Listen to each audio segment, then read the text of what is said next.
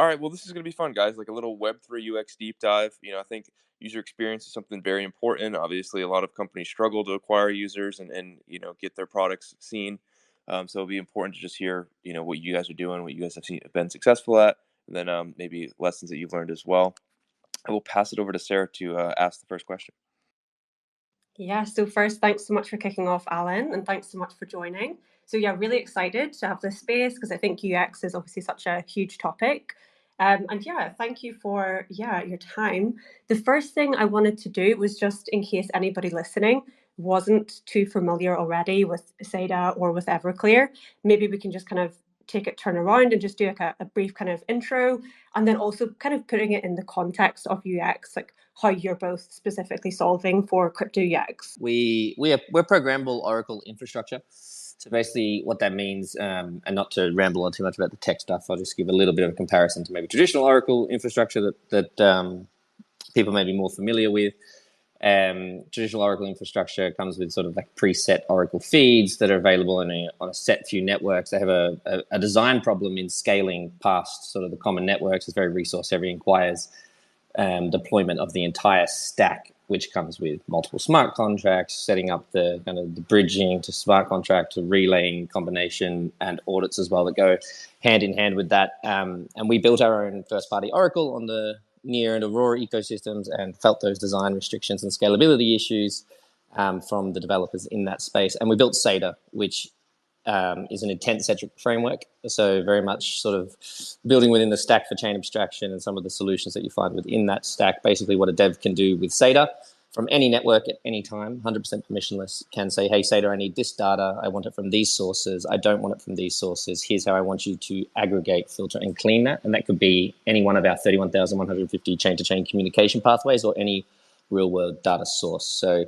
we'll dive a little bit more onto programmable oracles, I'm sure, throughout the space. But in the context of UX, the way that I really like to see SEDA is because we're quite deep in the stack. We're helping developers with the tools that they need, similar to the way that Everclear functions as well, is giving devs tools that they need to make the whole development process so much easier, which has this flow-on effect to users on the application layer and makes building in the space so much better and makes the actual outcome of building so much easier to interact with by limiting things like fragmentation, which we can definitely dive into as well. So I would say that SEDA is one of those tools that you won't know you're using deep in the stack, but it will definitely give you a better UX and love to talk about that a little bit more as well. Cool. Max, do you want to answer the question as well? Yes, absolutely. First of all, super excited to be here. Thank you guys for inviting us. My name is Max. I'm from Everclear. Everclear is the first clearing layer. What we do, we help to coordinate the settlement of liquidity across the different chains. And what this enables is an extremely cheap way to move tokens and value across chains in a system that is specifically dedicated to solvers and other bridges that are intent-based. There are a lot of buzzwords, so I'll try to deep dive into what they mean. What we want to do basically is to help building on this vision of a chain abstracted experience for users. We believe that this is where the ultimate user experience lies. It's when users do not need to know that they're actually using a blockchain.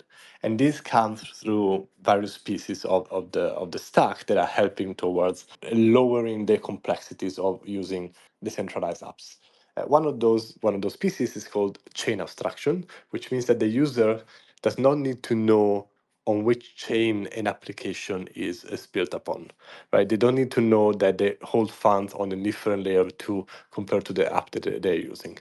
And how do we do that? We want to make basically extremely cheap to move that liquidity across the different chains, so that the user doesn't notice that they're actually executing a cross-chain transaction.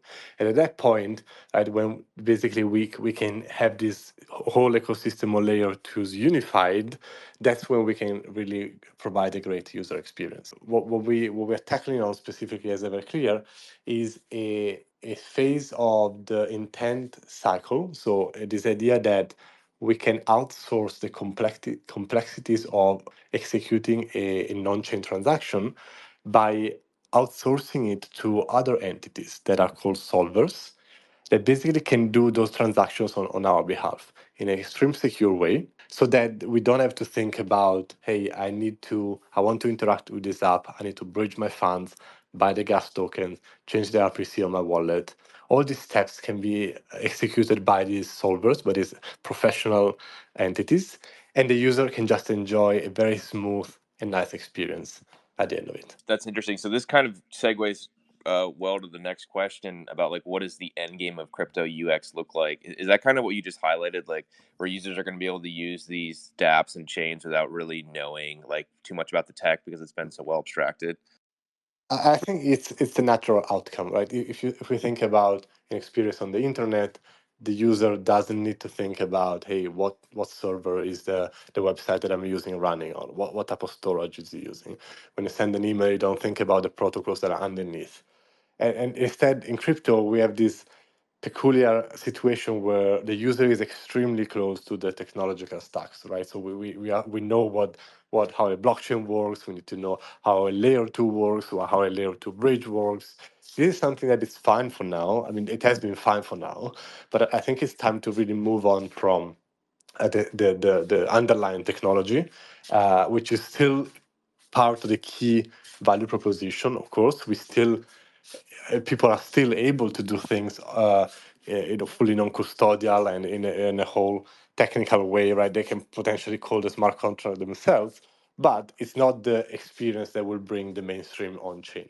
What will do it is an experience that abstracts completely the blockchains, and this starts from the small pieces that we were chatting about before: the chain abstraction, account abstraction, gas abstractions, all the small pieces of the puzzle that are coming together finally, and will really provide a experience that looks like just normal internet. Yeah, normal internet would definitely be awesome for mass adoption. And Matt, I'll ask you a similar question about what do you kind of think the end game for crypto UX is, and then maybe how far away are we? I mean, I know that's like an impossible thing to answer, but we'd just love to hear what you think about where the current tech is and then how far we are from that.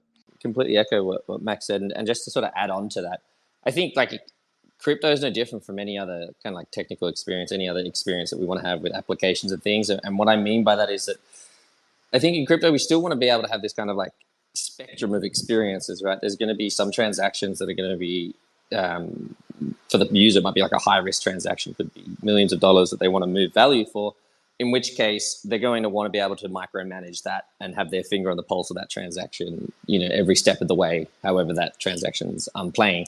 But then there's kind of more micro value or smaller value transactions, whether it could be like a gaming experience, social layer built on top of on chain, that outsourcing, as Max saying, to these solvers and things to improve that experience and not having to micromanage your transactions across multiple chains or whatever it might be is really, really powerful. So I think what the end game for crypto UX is to be in the field of any other UX experience for Web2 apps, traditional apps, whatever we're calling them, in that the people building them or the people using them have the options to manage that experience as they need to, right? So we want to be able to have this really, really simple kind of entry point for new users coming in who can have the app experience first, and then maybe if they're so inclined to or they're curious, they want to get more control, just like you do like in a game, right? You have this basic understanding of how a game functions, and then the more that you play it, the kind of more things that you figure out, and you can become more strategic or more technical with it, depending on the person.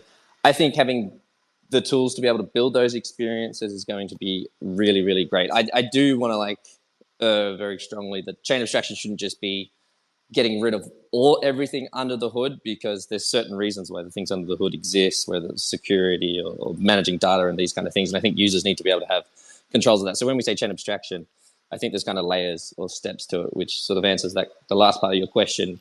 How far away are we? Max and I were speaking with Across yesterday, and I think Ryan from Across put this really well, is like we're coming to this point now where all the tools are really there to kind of give a V1 version of chain abstraction, whether that's in a smaller group of ecosystems first, like the main chain, sort of the legacy chains first, and then we can see what that looks like, and then look at some new challenges that might come up as we expand solvers to kind of long-tailed L2s and more niche networks or app chain future or whatever it is that comes. So I would say like the next sort of, over the next year, we're going to see lots of chain abstraction applications have the ability to be built on certain chains and certain abstracted groups of chains. And then over the next 5 years, I think we'll just see that expand is my hope, to try and give you a specific answer. Thank you for that. Definitely well said. And it is a mystery, but it's nice to hear that, most of the tools are already here, like you said. And, we're not going to be bored. That's what I'll certainly say about this current industry. But what's up, Sarah? I'll pass the mic to you.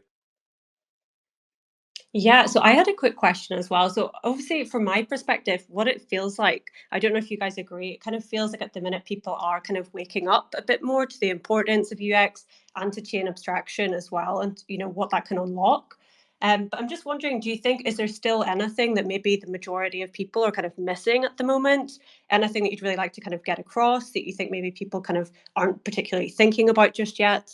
Actually, Max, I want to handle this one to Max, because you were speaking about the solvers, right? And so just to give you like a prelude to what Max speaks about really, really well and what they're doing over at Everclear is like, we have to understand that the people running the tools have to be attracted to the space, right? If managing tools in the stack that are going to make it for a better dev experience, a better app experience aren't attractive, then people aren't going to want to go and run those solver networks or intent engines, or in our case, programmable Oracle infrastructure.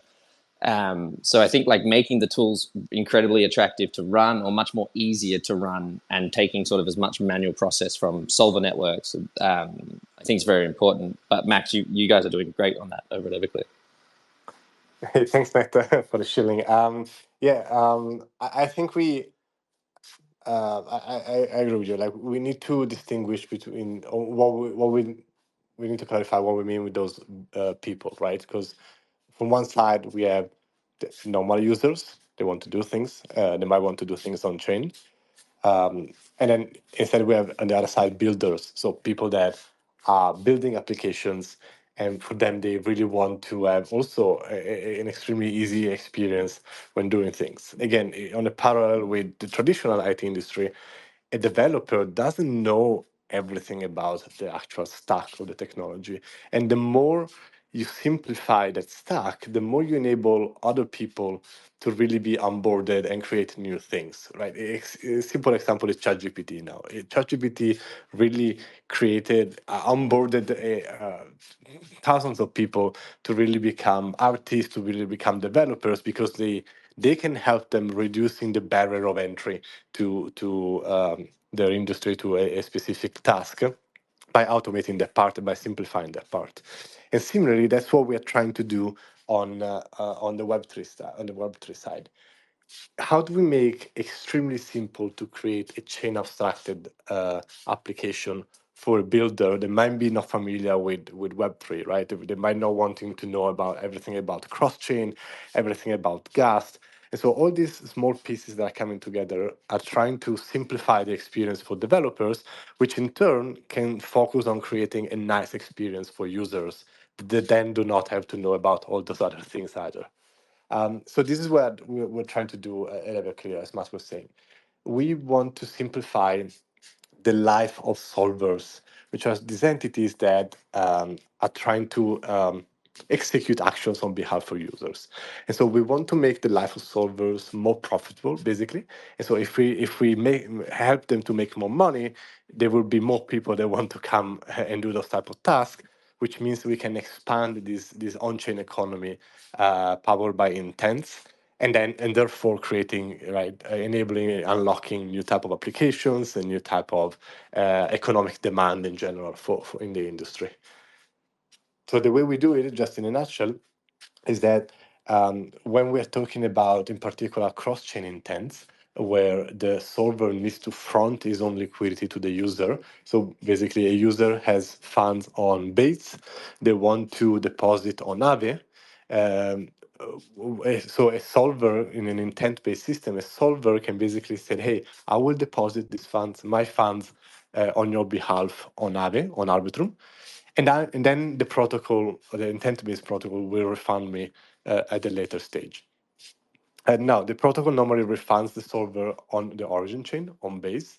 And so it's a task of the solver to really get his money back on the destination chain. And so this is what at Everclear we're trying to do. We want to simplify this rebalancing for solvers, so it becomes extremely cheap for them to start the cycle again.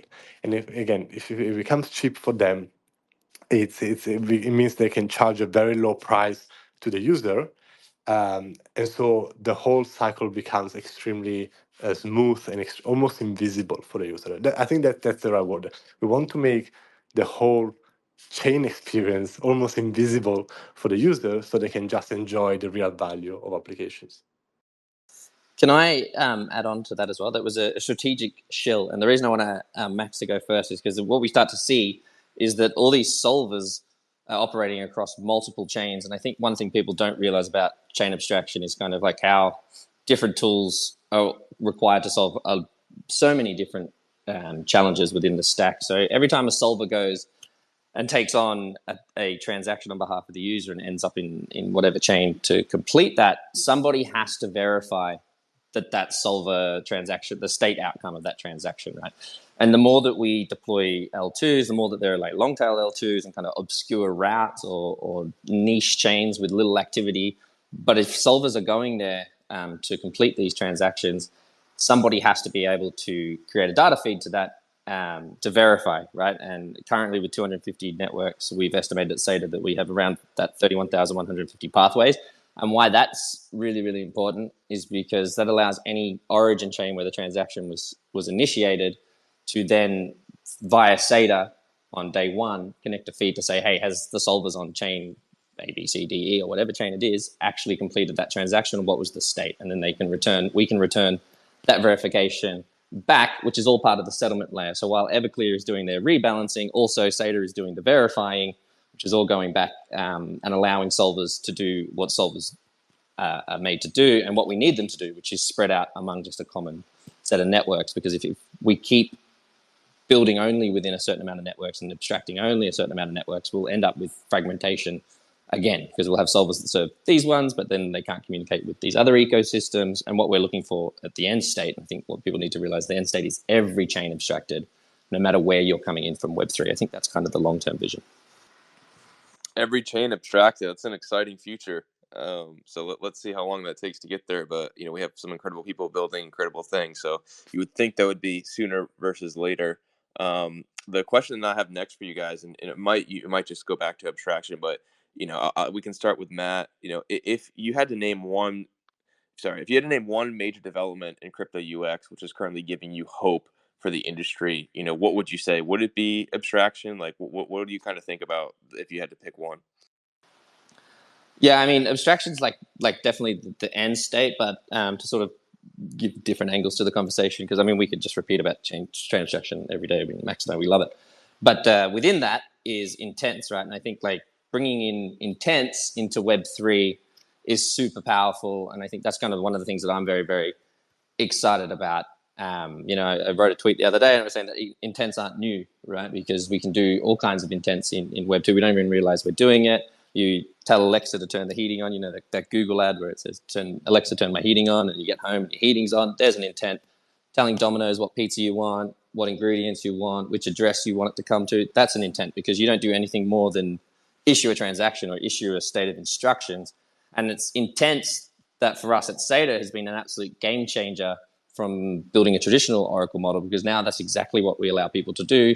Any chain can just say, hey, these are my data request instructions. And then we call on those instructions, which is called a program, every time that they make a data request, and make sure that whatever data request they want executed is following their instructions. And I really love how intents take that kind of need for users, which might be developers in this case, using users as a wider term,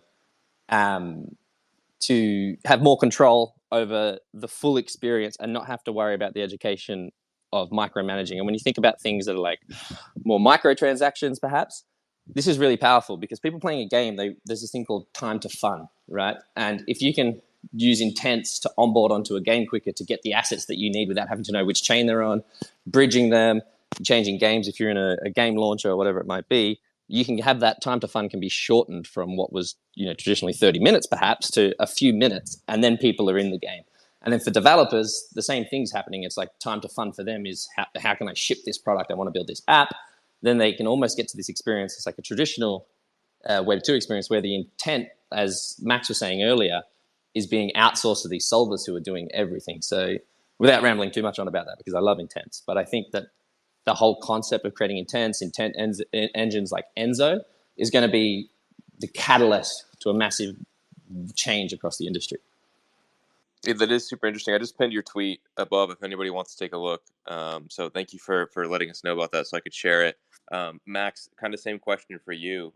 If you had to pick one major development in the crypto UX world that is giving you hope for the industry, what would you think?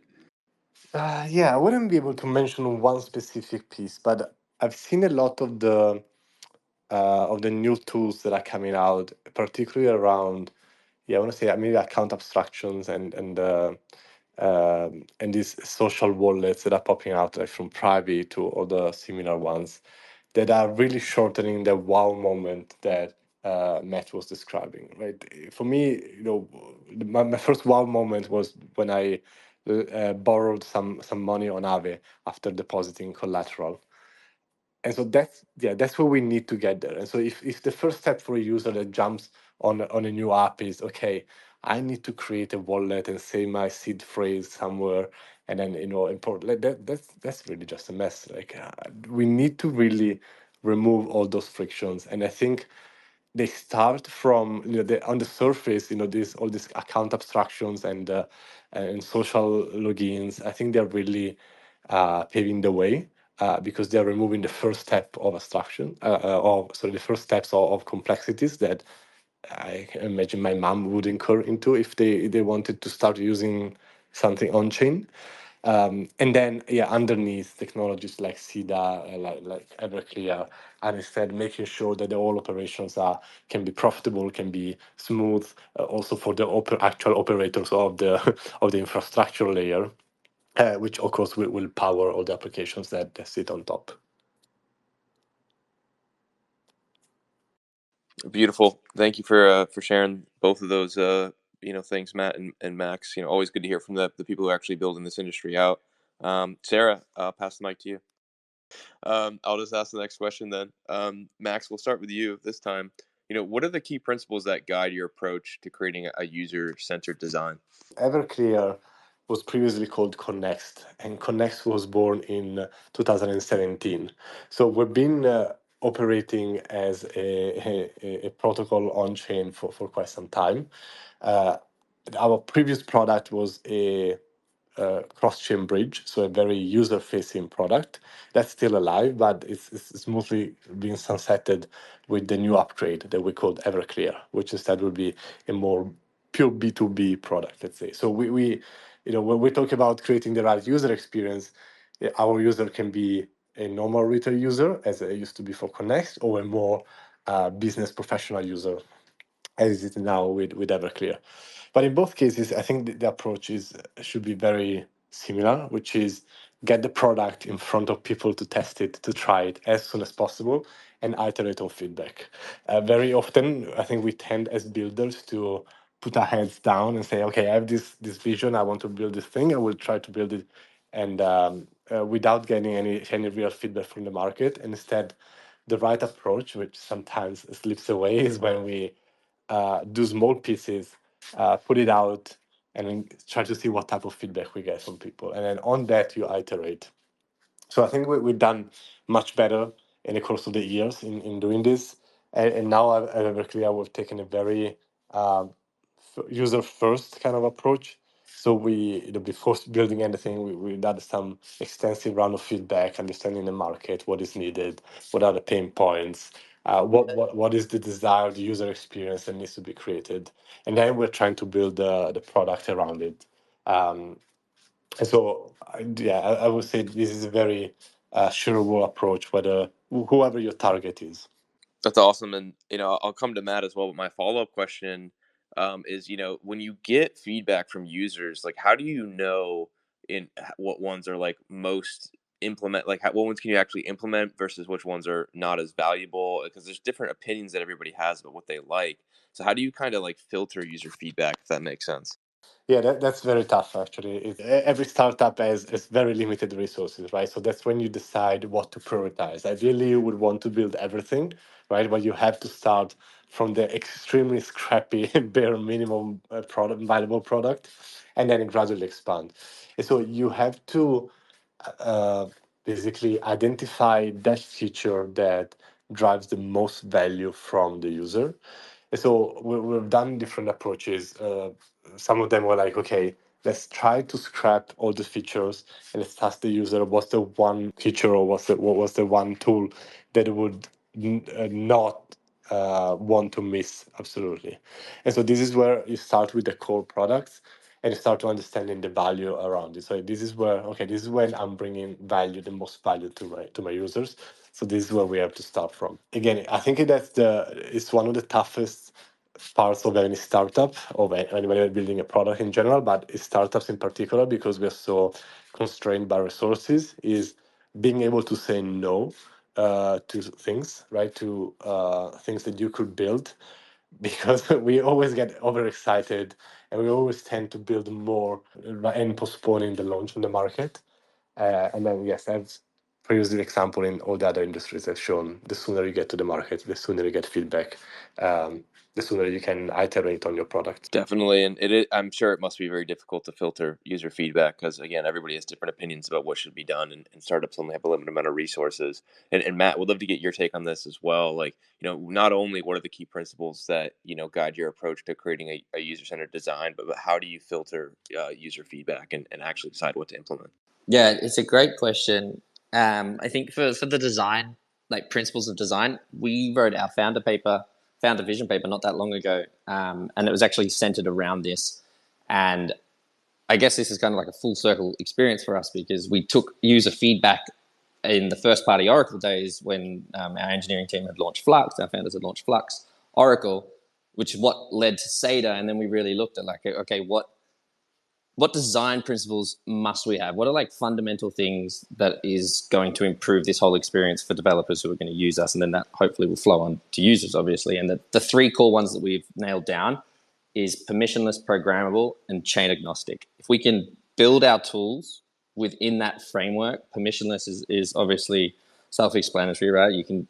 It's completely open source. You can just come straight in, get SEDA, you can get the proof of contract you need in the language you need for your network. You can deploy it, and every protocol can start building these Oracle programs on top. Programmable is actually my favorite, and so I'll answer your second part of the question as well, is when you're building for to solve a specific problem, it's very hard to say, well, okay, how do I solve this problem when people are going to be using my solution for so many different things, right? Because especially when it comes to data, there's just so many. This space was downloaded via spacesdown.com. Visit to download your spaces today. Different ways you can use data, or so many different types of data that you might want to consume, from between DeFi, SocialFi, gaming finance, real world assets, AI, whatever it is. So that's where programmable nature comes in and intent-centric frameworks come in, which is sort of under the banner of programmability, because it allows the user, in our case, to really dictate how they're going to use our solution and make it tailored and specialized for what it is that they're building. So that programmable function is incredibly powerful. And then, of course, more specifically to blockchain, is being chain agnostic. So building a solution that's available on any network, whether it's current network or a future network, which is baked into the SEDA design. That's why we have this proof of contract that's available in any blockchain language. You just permissionally deploy that to whatever chain it is. So whether you're in Rust, Solidity, I think they're doing one in Move at the moment as well. Matt, what are some common mistakes you see companies make when designing for user experience? Like, are they overthinking things? Are they underthinking things? Like, what are some examples that you can point at, and what are some common mistakes? I guess one of like the biggest mistakes that I've seen in my time in Web3 is you need to have this balance, right? We were just talking about getting user feedback, and then Max was talking about like not having the resources to do everything. But I think sometimes as a startup, you kind of want to please everybody, right? So you end up trying to build too much and build the dream experience. But it is much better if like Amazon, right, started selling books, and then they expanded, which is really what Max was talking about. But I think kind of like trying to jump on every wave, if that makes sense, every narrative that comes out, trying to pivot your product or try and find product market fit in everything that ends up finding product market fit in nothing. I think just keeping your North Star, our CTO says this all the time, and our CEO actually, they both always say, this is our North Star, this is our direction, this is what we're building for, this is why we're building it. And then having that resonate through the team, everyone's on the same path. So marketing's on the same path, BD's going out and banging that drum as well. And people just get it. They start to get your product, because if you're actually solving for an actual challenge that people need solving, there's people out there who are going to find your product, and there's people who are going to use that product, and there's people who are going to talk about that product. And if it's good, it will just naturally grow, right? But I think in the Web3 world, where there's always this kind of like lurking shadow of token prices and emotional health around like the token price as well, and psychology around that people psych themselves out or they make wrong decisions under pressure. But just keeping that North Star, I think some of the best companies that we've seen have just kept that North Star and then been able to add to their product market fit as they've developed. Yeah, that makes sense. It's definitely tricky when you're in an industry that seems to have a new narrative every month or so. So not only is it not pivoting, but it's also, if you suddenly get your moment in the sun, do you take advantage of that opportunity and not let it go to waste? Which unfortunately people make mistakes on both sides. But Max, I'll ask the same question to you. It was what are some of the most common mistakes that you see companies make when designing for user experience? On a product level, I think we are a little bit stuck into the Bitcoin era, where it was enough to build something and people would have come, right? People would have joined.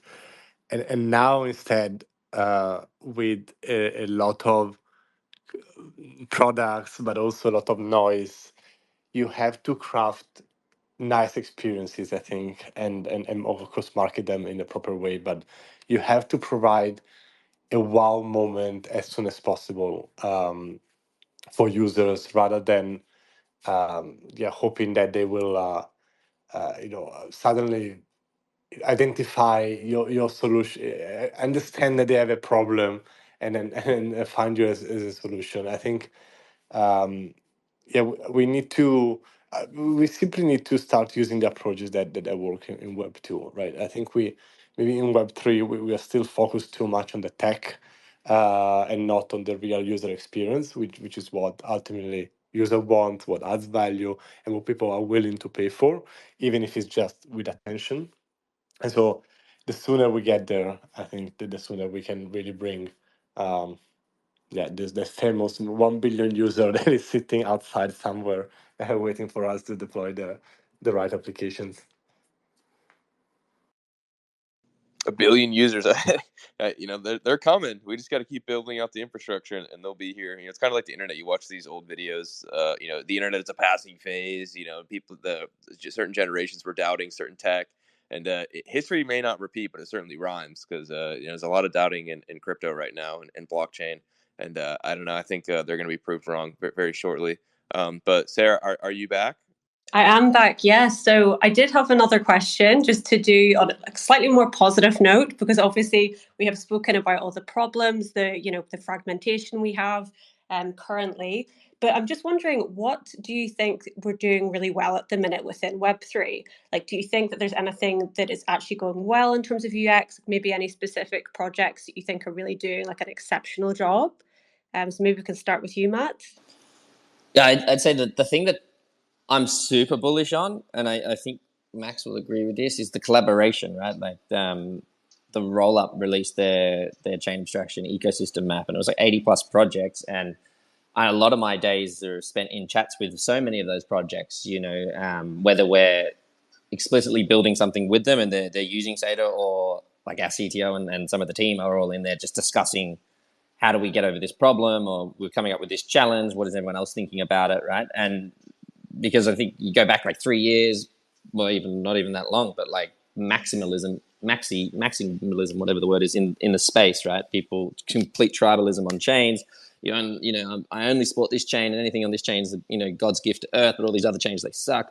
And now we see all these like amazing projects and amazing tooling coming in, and they're collaborating, and it's bringing like the core group of builders of Web3 together. And we're always going to have, loud voices on either side. I mean, that's crypto Twitter. We need some shiny attention span grabbing something to give people, their entertainment while we build out this infra. But that collab side of things is really powerful. The ability to be able to do, so I do like a lot of thought leadership content, but the ability to able to just reach out and be, hey, we want to talk about this. We think you guys are doing great at that. Would you like to jump in on the article, the thread, the space, whatever it might be? I feel like, yeah, definitely, and there used to be a little bit more kind of like, it was a bit more difficult to do that. Some people sort of didn't want to mix with certain crowds or whatever it is, but that kind of unification, I think, is just a massive flow-on effect from where we're at with chain abstraction. Oh, actually, it's a good time to shill someone who's doing something on the user end. It was like Cluster dropped a demo in one of our dev groups the other day, using Arv as an experience, and I don't know if it's public yet, but just keep your eyes on that project because they're doing really, really great things for using chain abstraction in the back end to make applications just really, really fun to use. I really like watching what Li-Fi is doing with a lot of their partners, how they're showing how Li-Fi is bringing, or Leafy, I never know how to say it, is bringing a lot of the application experiences for the users to just complete normality, complete standardizing, bridging assets and managing fragmentation as well. We're seeing a lot at the moment. So just keep your eyes on the application layer of the chain abstraction ecosystem map, on the OneBalances, particle networks, universal accounts, all these kind of things I think are really, really exciting.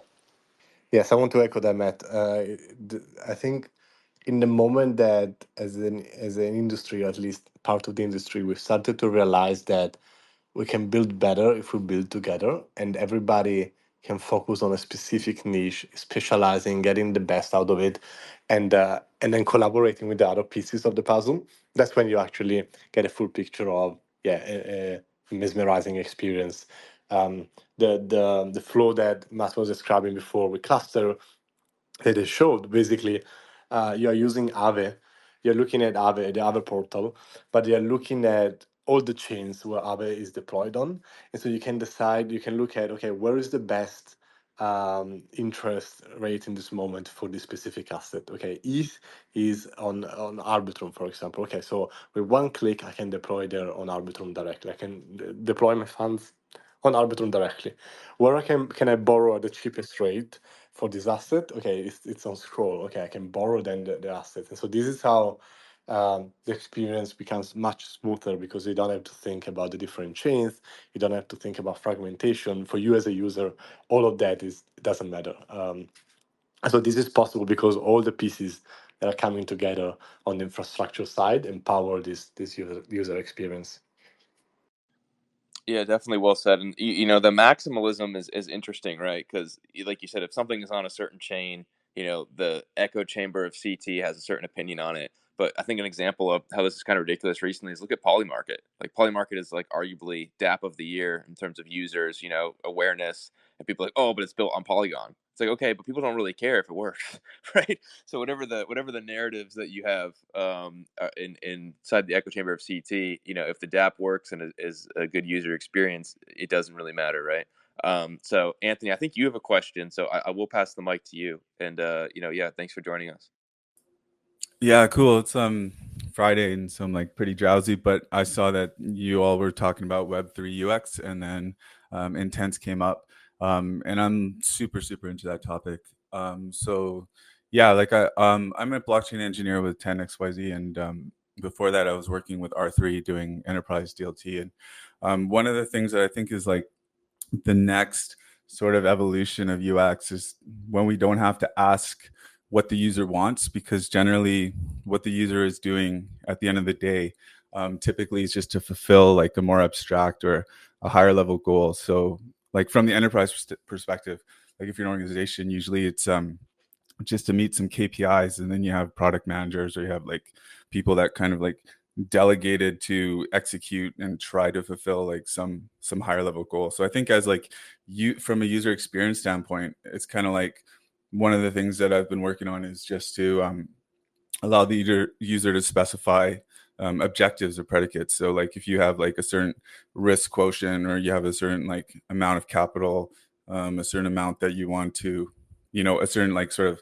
context you want to invest in, or a certain area, whether that's like RWAs or whether that's like tokens or whatever. So if you just specify these things, then as long as you can keep certain elements private, you can sort of like create these automated solutions, which I think are a much lower like cognitive lift for the users. And I think that's like kind of the way a lot of these things are going to go, because especially with the integration of AI and private data, etc. So just sort of like as a collaborative standpoint, I was wondering if anybody else has stumbled upon projects or is working on anything related to pushing that boundary of decision making sort of to one of a more, I guess, abstract manner that can be like executed in multiple forms. So you're not saying like buy this now, you're saying more in a fuzzy sense, I want to, you know, have this sort of return within this sort of time frame. You figure out the rest.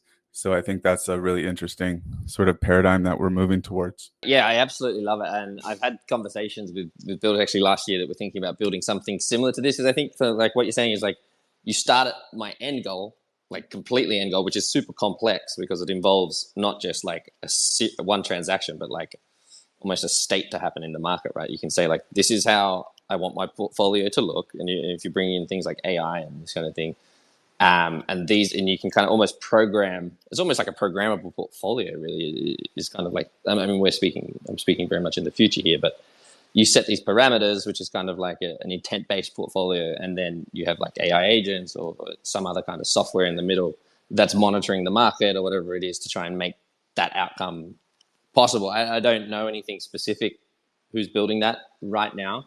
But I really like that kind of what you're talking about, that concept of programmable intents on a wider basis. So it's not just specific for this outcome right now, but maybe over a period of time, right? And like how complex can we make these intents? That's going to be a really, really cool thing to watch. As we talk about complex intents over a long period of time, and then bundling a bunch of transactions and returning a verification for us specifically at SEDA on certain things that happened over a given period of time, not just like a singled outcome or, you know, a few transactions bundled together. So, I mean, very, very exciting. It's a really great topic, but if I find anything specific, I'll make sure to pass it across to you, Anthony, because I'd love to see the development on that. That's awesome. You know, Max, any thoughts on that as well?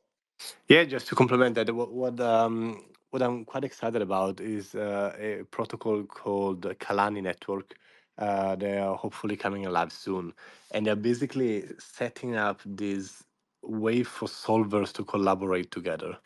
So it's actually a network of solvers where anybody can join, where solvers their ultimate vision is for solvers to specialize and do a very diversified series of actions on chain on behalf of users, so we can really create these um, uh, complex and very deep network of off-chain actors that can work together and then use the proof of their work to bring it on-chain and give confirmation to users. But you can really extend the possibilities of what you can do. And then you use blockchains to kind of verify and confirm that the action is valid, so they can get rewarded. But the possibilities of what can be done at that point is really like I really permeates with the current Web2 experiences, real world assets, and anything that can happen off chain and can be brought on chain at that point. So I think that's when when it gets very the experience get blended between on chain and off chain. You start really getting into real use cases, and I think they will get really excited at that point. Exciting. Definitely well said, and thank you for that question, Anthony. It's definitely a great value added conversation. We've only got like 15 or so minutes left, so we'll try and get through a few more of these questions that we have prepared. I'm interested in hearing what you guys' perspective is on ensuring that UX is effective globally, right? Like there's different people's needs, abilities, cultures. Like how do you kind of go about like designing a global effective UX? Like is that something that comes into the thought process at all? Max, do you want to go first? Yeah, I want to say for us that it's a little bit easier simply because we are trying to serve a market of technical people for us in our case, and code is quite a universal language. We want to simplify their lives, of course, and we want to make it extremely accessible. And I think that that's the way on how it becomes global. Our idea is that the current picture of solvers right now, so these guys that can solve intents, is that it's still very centralized industry. So it's dominated by either the big market makers or the same teams that are running in different protocols that are also running solvers. And instead, we want to lower the barrier to become a solver to access to this type of operations.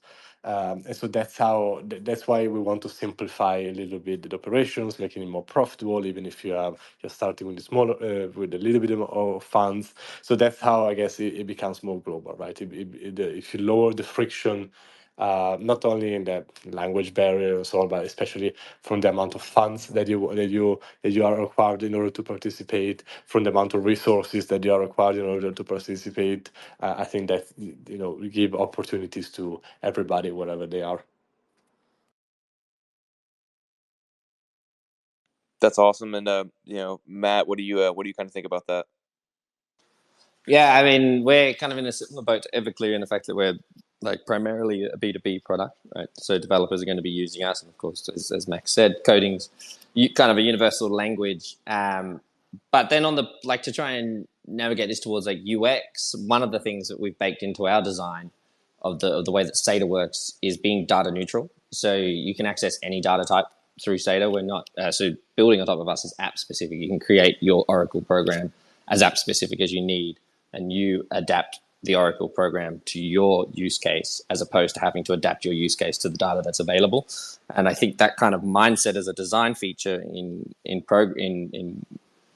projects and tooling is very, very powerful, because across the globe we'll see different use cases coming out, and people needing to build for different things. So if they can be very flexible and configure their project as they need through a tooling system, that gives them more power in their building as well. So I think that kind of it's again like programming and flexible and intense and all that kind of world really just sort of gives you the ability to go, here's our tool, you may use it as you need to. And I think that's kind of where we're at a breaking point in Web3 now. This kind of tooling is coming out the same way that Everclear is doing like programs for solvers and how they program, they're getting rebalanced. Devs are programming how they need their data, as opposed to having the data provider say, this is how it's available, right?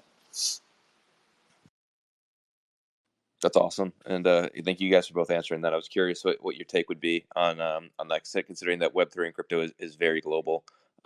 Sarah, I'll pass the mic to you. Yeah, so I was curious about usability testing and what kind of role that plays. And how also do you ensure that it's effective? So maybe we can kick off with Max. We tend to interact with more technical players. I think our life is a little bit easier in that case, as we want to serve a business market rather than a retail market. So maybe for the retail sector is something that requires more attention and more focus. That makes sense. Any thoughts as well from you, Matt? Yeah, so making sure things are like on usability. I just learned how many different layers of nets we have within SEDA, like a local net, dev net, what they call the chaos net. And we have our partners building on dev and testing as well. So like making sure that things like are functioning and are usable, which I think was the question you were asking me. Sorry, I got distracted amongst all that.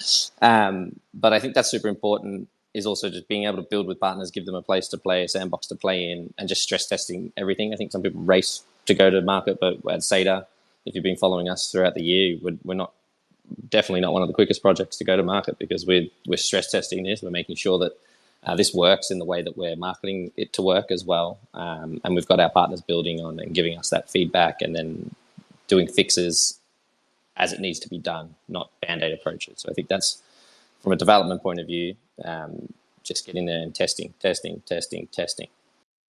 awesome. And again, thank you for sharing that perspective. We've got a few more questions here. One of the ones that I was interested in as well is, again, there's just such a fire hose of information that is on Twitter and about crypto and all these different things. Like, how do you stay updated on the latest trends and best practices in UX design? Like, do you guys have any specific resources, specific accounts that you follow? Maybe like provide a little alpha for the audience. Like, where do you guys kind of, get your TLDR and scoops on this? Matt, do you want to go first?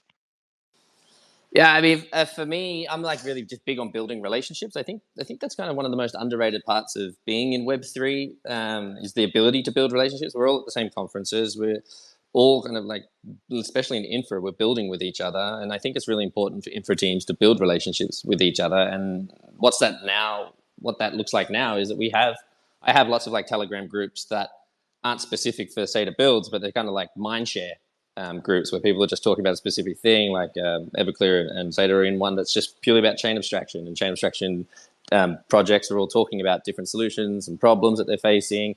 And we have a few different groups around that, if it's for data as well. Initiatives being formed in the background as well. So there's a few other data projects that are solving sort of a slightly different challenge than SEDA. And we're looking at putting like initiatives together where we can go to conferences and share like different updates and things. And I think just being in those circles, you just pick up a lot of information. But I will say it's very difficult, and there is not that I'm aware of, a secret source to make sure we get everything. I mean, there's a few accounts on Twitter if you're really interested in like design, like Ox Design, 0x Designer is one that I quite like his takes on things. But yeah, it's just get on Twitter, find a couple of accounts that really resonate with you with UX, or instead of just following a project, find their team, and then which are often retweeted on the project's page or on LinkedIn, and then have a look to see who their front end devs are, or who the designers are in that team. Make sure to follow their personal accounts as well, because there's a lot of alpha being dropped by teams as well. Even more alpha probably coming from the team's personal accounts and the project account. Yeah, I agree. And that 0x designer has a level of creativity that is impressive. I would say the other suggestion might be also try stuff. Like, there's every day there's new product is coming out, and every time somebody is trying to move the needle a little bit further down into the best UX experience. And so I spend a considerable amount of time trying out new things on chain, seeing what is working, what type of innovation they're bringing to the market, whether it's on the product side or the actual UX. I think it's really effective. Like innovation spreads really fast on Web3. That's something that we have to pat ourselves on the back, I would say, because whenever there is something that is worth to be copied, it will be copied. But that means that we also progress as an industry towards better products, but which are made also of a great user experience in general. Awesome. How do you kind of ensure that a design is like definitely aesthetically pleasing, like nice to look at, and then also pleasing and functional for users, right? Like that's kind of a difficult thing to balance. So we'd just love to hear your take on that as well. And Max, do you want to go first? Yeah, so if we were in in a normal industry, I think A/B testing would be the answer. But we, especially at Everclear, and especially now that we're pivoted towards a B2B approach, it's mostly done with user interviews. Like we have a constant chat with the different stakeholders that are part of they are part of the final user base, and we try to serve as the clearing layer, solvers, but also bridges, also centralized exchanges that want to rebalance their liquidity. So it's a very diversified type of users. And so, but they are limited in numbers. Like the industry is still very small that we can actually reach out to people, have sessions with them. I know our product managers have like continuous product interviews with people to iterate on feedback. And I think that's when you start to get a little bit of a pulse of gut feeling on, okay, this is working, this is even more appealing. Let's work on that. And instead, when we were talking about our website, some more user-facing products when we explain what we do, which needs to be more informative. We tend to get support from agencies. We will also like run from best practices in the industry, run user surveys. I would say also we tend to use experts in specific areas whenever we can, because that also allows us to save a lot of time. Hey, saving time is important, man. Time is money, as they say. Matt, I'll come to you, and then we can close out, and would love to hear just your final comments about what you guys are doing and what we should be paying attention to as well. So just making sure a UX is both aesthetically pleasing and functional for users. Matt, what do you kind of think about that? Yeah, I think it's in like the specific world Web3, it's important for people building products to use other products, and that may sound simple, and you see it all over CT, people claiming that, but the reality is it's not. It's quite difficult for a lot of us who don't have a lot of time to go and play with other apps, right? Because we have families, we have lives outside of work or whatever, and we're trying to have, live a work-life balance and everything like that. Wait, you have And life outside of work? yeah, I got 2 kids. I have to, right? It's very important for my sanity and for the future of SEDA to have a clear head. But that's, if I'm spending 8 to 10 hours at work every single day, it's generally focused on SEDA. So having these close relationships again and being able to get like early access to other people's projects and things helps you keep your finger on the pulse of kind of like what's trending, what's new, some of the like breakthroughs in design. One of the other things that I think is like super crucial is like checking out all the different wallets that are coming out all the time. People are always comparing different wallet experiences, and if that's kind of your first entry into Web3, I think that's a really good, as a user, from a user POV, it's a great place to start looking at different UXs and things. But yeah, definitely echo what Max says. I mean, we let people just get in and start building on top of us and using the project and letting them be as vocal as they need to be about, hey, could you add this, or we think this is better, la la la, and just being very open to feedback, I think, is important. As for the wrap, what's to be excited about at SEDA? Well, Q4 is a big one for us. So people who didn't catch it yesterday, we just dropped our updated tech roadmap and we shipped nearly 3 versions all in one sprint, which was amazing. So we now only have about 3 or more slight upgrades until we get ready for the V1 version of Mainnet. We shipped Mainnet beta back in March, and our token upgrade, and then we'll have V1 before the end of the year, plus our EVM integration announcements. The first people who have the proof of contract, which is actually on their networks right now, we'll be announcing those over the next few weeks, and then the POCs, so the first 5 protocols that are building proof of concepts, will be coming out across Q4 as well. So plenty to look at SEDA, and jump into our socials and Discord if you want to find out more. Well, thank you for sharing. Looking forward to what you guys do, and again, appreciate your time. Max, any final thoughts, and what are you guys working on? Yes, no, this was fantastic. Thank you guys for hosting us. In terms of what's next for Everclear, we're coming out with our upgrade in less than 1 month. So we hope to be able to launch this clearing layer and drastically cut the cost of cross-chain transactions by almost an order of magnitude. So please expect to see very cheap cross-chain bridging from that point on. And something else that is happening at the DAO level is that there is a proposal to upgrade our tokenomics as well. Something that is very intriguing. A group of people proposed a new type of primitive, which is similar to the VE style from Curve, but it's vested bonds. We hope that it will like reignite experimentation around tokenomics, token designs, and hopefully involve more people with Everclear and Clear. Awesome. Well, first, thank you, Sarah, for organizing the speakers. Thank you, Max and Matt, for joining us for the hour. Anthony, appreciate your contribution as well. Make sure you follow SEDA. Make sure you follow Everclear. Make sure you follow Matt. Make sure you follow Max. Make sure you follow Anthony. The whole squad, absolute gigabrain, sharing their perspective on UX. And just really appreciate you guys joining, and keep crushing it out there. We'll be talking to you guys soon.